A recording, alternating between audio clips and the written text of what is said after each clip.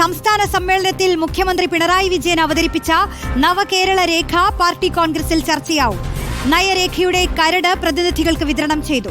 വ്യവസായ മേഖലയിലെ സ്വകാര്യ പങ്കാളിത്തവും സ്വകാര്യ സർവകലാശാലയിലെ കേരളത്തിന്റെ നിലപാടും ചർച്ചയാകുമെന്നാണ് കരുതുന്നത്. സാനിയോ നൽകും വിശദാംശങ്ങൾ. സാനിയോ, ഈ CPM നയം മാറ്റത്തിന് ശ്രമിക്കുന്ന തരത്തിലുള്ള കാര്യങ്ങൾ അതൊക്കെ ഇപ്പോൾ പാർട്ടി കോൺഗ്രസിൽ ഏതു തരത്തിൽ ചർച്ചയാവും, അല്ലെങ്കിൽ ഇതെല്ലാം ഏതു തരത്തിൽ ചർച്ചയാവും? അതുപോലെ പ്രതിനിധികൾക്ക് ഇതിപ്പോൾ വിതരണം ചെയ്തിട്ടുണ്ടല്ലോ, എന്തൊക്കെയായിരിക്കും ചർച്ച? രോഷ്നി, അതായത് ഇന്ത്യയിൽ ഭരണത്തിലിരിക്കുന്ന ഏക സംസ്ഥാനം കേരളം മാത്രമാണ് എന്നുള്ളതാണ് അതിൽ ഏറ്റവും പ്രധാനമായി നമ്മൾ ഓർക്കേണ്ടത്. ആ സമയത്ത് തന്നെയാണ് ഈ വിഷയം ചർച്ചയ്ക്ക് എടുക്കുമെന്ന് മനസ്സിലാക്കാനാവുന്നത്. അതുകൊണ്ട് തന്നെയായിരിക്കണം കരട് രേഖ ഇപ്പോൾ ഡെലിഗേറ്റ്സുകൾക്കൊക്കെയും വിതരണം ചെയ്തിരിക്കുന്നത്. സ്വാഭാവികമായും അതിൽ ചർച്ചയുണ്ടാകും എന്നുള്ളതിൽ യാതൊരു സംശയവുമില്ല. പിണറായി വിജയൻ സംസ്ഥാന സമ്മേളനത്തിൽ അവതരിപ്പിച്ച നവകേരളത്തിനുള്ള നയരേഖയിലായിരിക്കും ഇപ്പോൾ ചർച്ച നടക്കുക എന്നുള്ളതാണ്.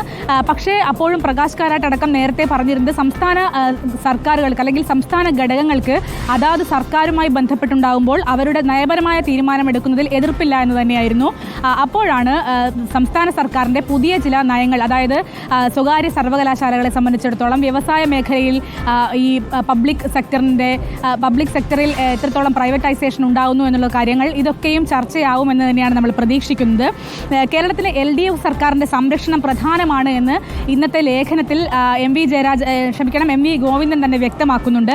നിലവിൽ രാജ്യത്തെ ഏക ബദൽ സർക്കാരാണ് CPM. അതിൽ കേരള സർക്കാരിനെ ഉയർത്തിക്കാട്ടുന്നത് ഈ രേഖ ജനങ്ങൾക്കിടയിൽ നല്ല രീതിയിൽ പ്രചരിപ്പിക്കാൻ തന്നെയായിരിക്കുമെന്നാണ് MV ഗോവിന്ദൻ പറയുന്നത്. സ്വകാര്യ സർവകലാശാല ബില്ലാണ് സ്വകാര്യ സർവകലാശാലയിലെ കേരളത്തിൻ്റെ നിലപാടാണ് പ്രധാനമായും ചർച്ചയാവുക. SFIയുടെ അടക്കം മുതിർന്ന നേതാക്കൾ ഈ സമ്മേളനത്തിൽ ഈ പാർട്ടി കോൺഗ്രസിൽ പങ്കെടുക്കുന്നുണ്ട്. അതുകൊണ്ട് തന്നെ ഒരുപക്ഷെ ബംഗാളിൽ നടക്കമുള്ള SFI സഖാക്കൾ ഇതിൽ പങ്കെടുക്കുന്നുണ്ട് എന്നാണ് നമ്മൾ മനസ്സിലാക്കുന്നത്. അവരുടെ അടക്കം ചർച്ചയിൽ ഒരുപക്ഷെ ഈ സ്വകാര്യ സർവകലാശാലകൾ എത്രമാത്രം അതിനെക്കുറിച്ച് എന്താണ് തുടങ്ങിയ കാര്യങ്ങളൊക്കെയും ചർച്ചയാവാനുള്ള സാധ്യതയുണ്ട്. കൂടാതെ വ്യവസായ മേഖലയിൽ സ്വകാര്യ പങ്കാളിത്തം ചർച്ച ചെയ്യുകയും ചെയ്യും. നമ്മൾ ബംഗാളിലടക്കം കണ്ട സാഹചര്യമുണ്ട്, അതൊക്കെയും ചർച്ചയാവും. അപ്പോഴും കിഫ്ബി അടക്കമുള്ള പദ്ധതികൾക്ക് വലിയ പ്രാധാന്യം കൊടുക്കണമെന്ന് തന്നെയാണ് ഇന്നത്തെ MV ഗോവിന്ദൻ്റെ ലേഖനത്തിൽ പറയുന്നത് എന്നുള്ളതാണ്.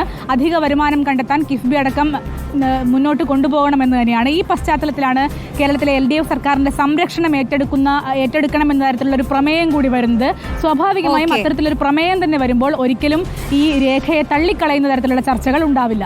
ശരി, സാനിയോ മനോമിയാണ് വിശദമായ വിവരങ്ങൾ നൽകിയത്. എന്തായാലും വ്യവസായ മേഖലയിലെ സ്വകാര്യ പങ്കാളിത്തവും സ്വകാര്യ സർവകലാശാലയിലെ കേരളത്തിന്റെ നിലപാടുമൊക്കെ പാർട്ടി കോൺഗ്രസിൽ ഏത് തരത്തിലാവും ചർച്ചയാകുക എന്നുള്ളത് വരും നിമിഷങ്ങളിലുമൊക്കെ നമുക്ക് അറിയാൻ കഴിയും.